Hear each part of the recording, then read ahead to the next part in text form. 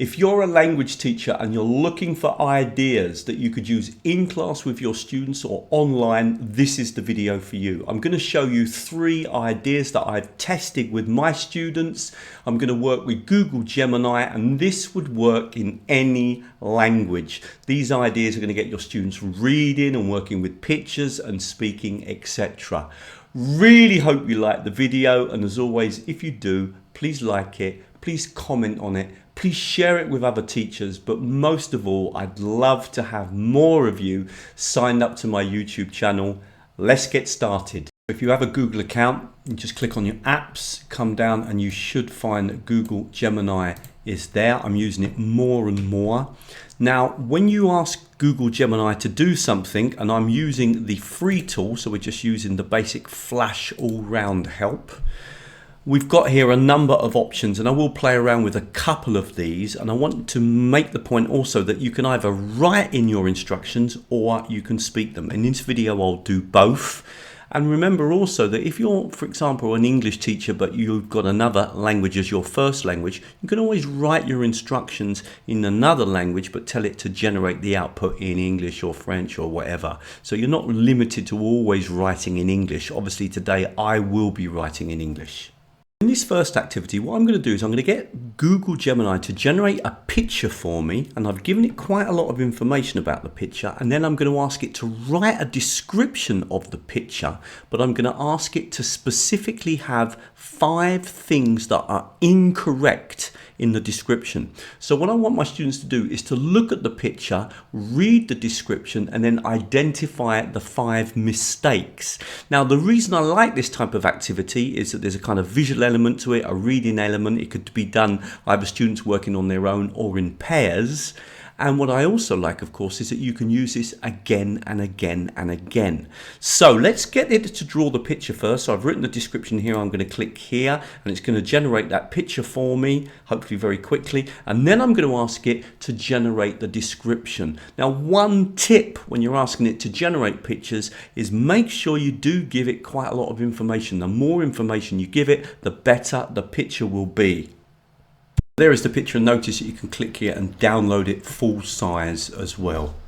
So now I'm giving it instructions to write me a description of the picture for B1 level of English students. And can they write the description with 5 pieces of information in the description that are wrong? I want my students to read the text and identify the mistakes, but I also want a lot of the description to be correct so that my students have to read through the story and identify the mistakes. So one thing that you can do as well in the reading is say, well, what information is correct and what information is incorrect, so the students have actually got a bigger activity to do because they can identify the correct information and the incorrect information. So if I click on this now, I'm hoping it's going to write that description to go along with the video, and there it is. Now, if I, for example, look at this, notice that it's even highlighted where the mistakes are. Now, I'm going to actually ask it to say, this is great, but can it be a little longer? Okay, and I can do that, and if I click on here now, hopefully it's going to write that description again, but make that description a little bit longer, and there we are. Now, incredibly, we could do loads of things with this. First of all, of course, we could copy it. Okay, so we could then paste it into Google Docs or into Word, Microsoft Word. We can do that very easily, but look here, we can click here and we can listen. So let's just give this a quick try. So I've just tested it, works fine. Let me just click and we'll listen to a little bit more. With activity.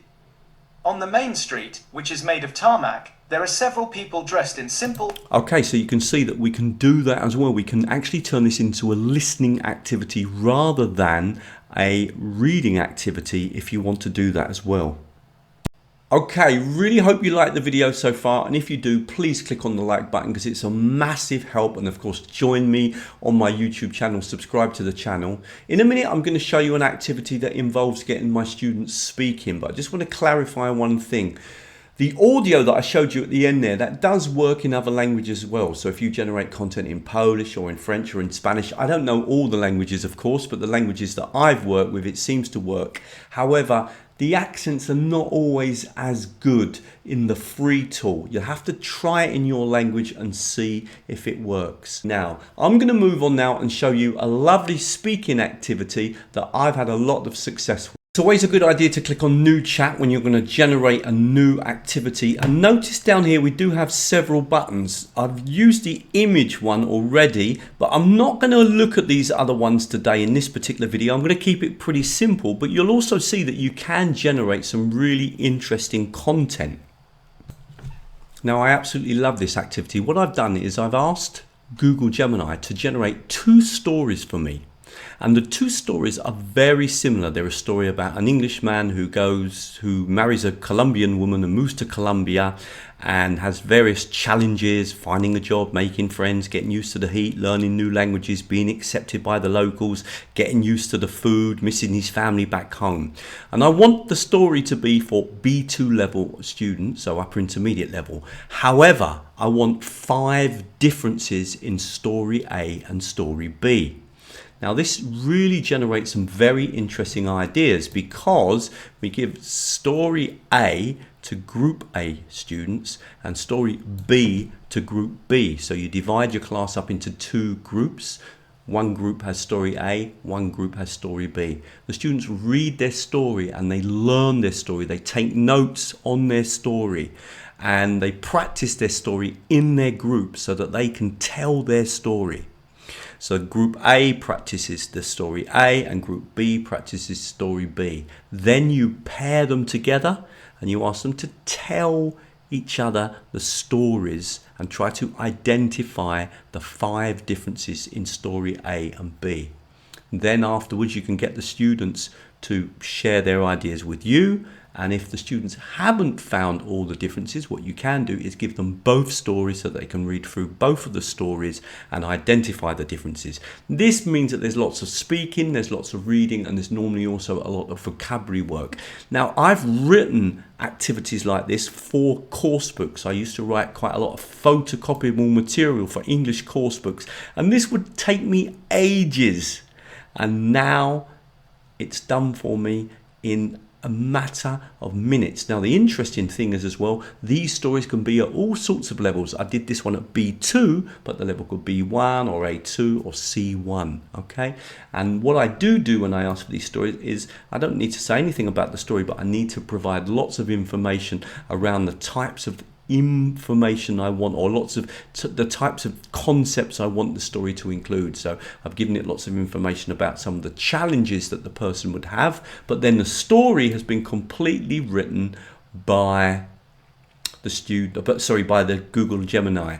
Now, one thing you can do as well, and it's a really good idea, is also ask Google Gemini to provide you with the list of the 5 differences. That way you know what the answer is. This works really well. It's an idea I've used many times before.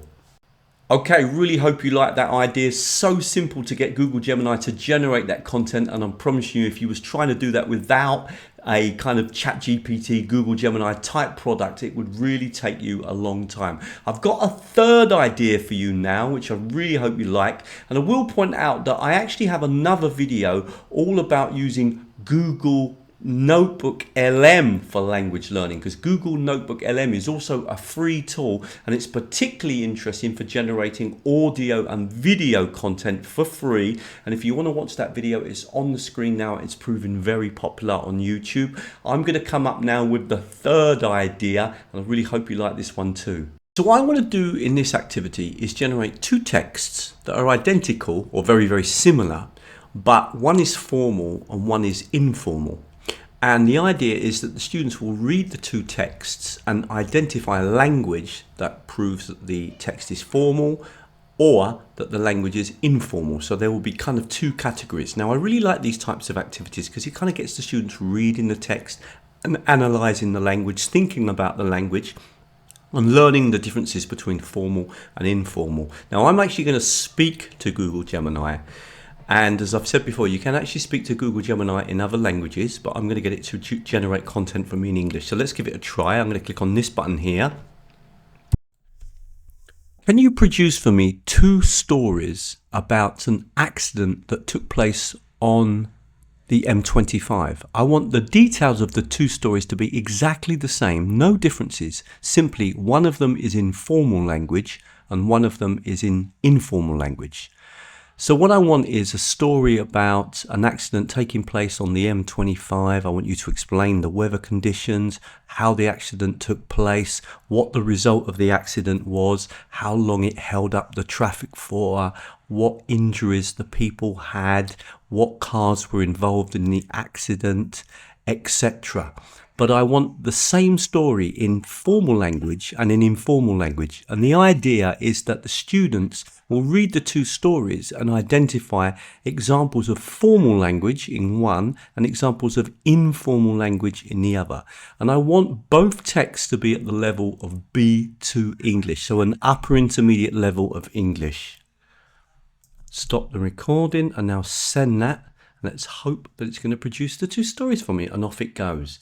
Now, I've done this before. It's worked very well as a reading activity. I've asked for level B2, so it's quite a high level, okay? And what I can do is, again, is copy those 2 texts and then paste them into, for example, Microsoft Word, give out the 2 stories and get the students to then read the 2 stories and try to highlight or underline words that would show that the language is informal or the language is formal. I love these types of activities, and I've done several of these, particularly with things like letters, again, formal or informal, or perhaps you could even do sort of more professional, less professional, more academic, less academic. They all work as ideas that kind of get students to focus on that type of language. Okay, really hope you like those 3 ideas, and I think they're ideas that you could use in any language and at any level, and you could kind of change those ideas as well. Google Gemini is a really great technology. It's not my favorite technology for language teaching. My favorite technology is probably, or certainly one of them, is a technology called Gaston, which will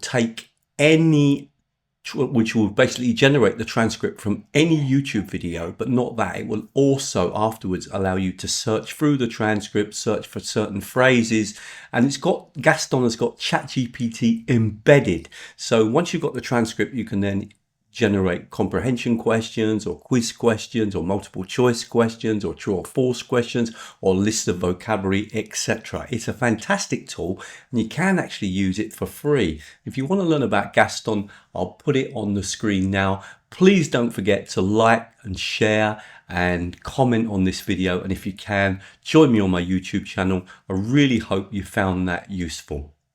Okay, really hope you liked the video, and if you do, please come over to teachertrainingvideos.com. There's hundreds more videos on the website. There's a really popular section on teaching and using AI.